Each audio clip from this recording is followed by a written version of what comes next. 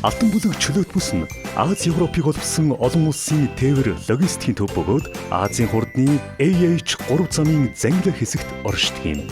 Чөлөөт бүсэд үйлдвэрлэл, үйлчилгээ, аялал жуулчлал, худалдаа, олон улсын банк, санхүү зэрэг бүх төрлийн үйл ажиллагаа явуулж болох бөгөөд гаалийн, визийн, хуулийн этгээдийн бүртгэлийн, валют зохицуулалтын, мэргэжлийн хяналтын, хөдөлмөр эрхлэлтийн, татварын тусгай дэглэм үйлчилнэ. Алтан бүлэг чөлөөт бүсэд гадаадын ажиллах хүчинд тоо хэмжээний хязгаар тогтоохгүй, ажлын байрны төлбөрөөс бүрэн чөлөөлөгдөнө.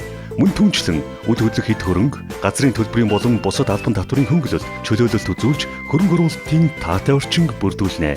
Ингэснээр экспорт, импортыг дэмжиж, экспортын чиглэлийн үйлдвэрлэлийг хөгжүүлж, чөлөөт бүсэд үйлдвэрлэсэн нэмэн үртэг шингэсэн бараа бүтээгдэхүүн эх орны болон 3 дахь орны зах зээлд нэвтрэх боломжтой.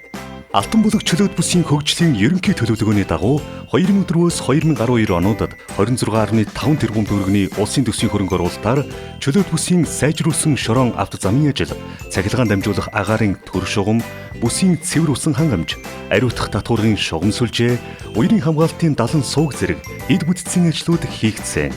Цахилгаан хангамжийн өргөтгөлийн, автозамын, холбооны суугчлал, дулааны станцын гэх мэт ажлуудын техник эдийн засгийн үндэслэл, зураг төслүүд хийгдээд байна.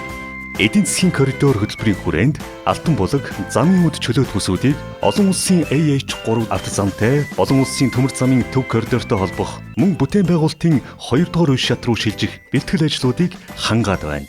2014 оноос байнгын дэглэм шилжин ажилласнаас хойш Алтан бүлэг чөлөөт бүсийн хөрөнгө оруулагч аж ахуй нэгжүүдийн тоо хэмжээ, үйл ажиллагааны цар хүрээ нэмэгдэж, орон нутгийн иргэд байнгын баталгаат ажлын байраар хангагдж байна.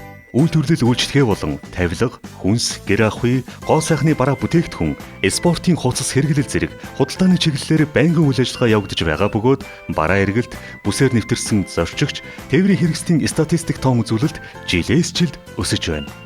Монгол улсын чөлөөт бүсийн хөгжлийн төлөв ирээдүйн улсын Алтан бүлэг чөлөөт бүс нь гадаад дотоодын хөрөнгө оруулагчдыг татах, дэвшилтэт технологиг нутагшуулах, бүс нутгийн хөгжлийг хурдсгах замаар эдийн засгийн өсөлтийг нэмэгдүүлэхийн төлөө урагшлан хөгжсөөр байна.